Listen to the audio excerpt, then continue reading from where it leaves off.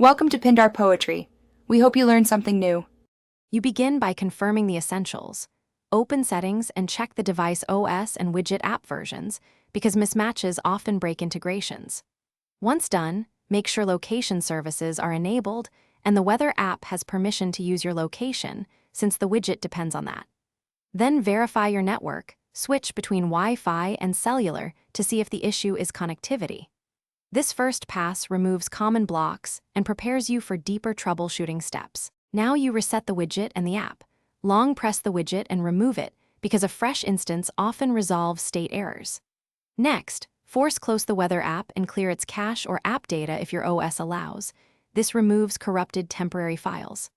Once that's done, restart your device to complete the cleanup and make sure the app isn't blocked by background data restrictions or battery optimizers.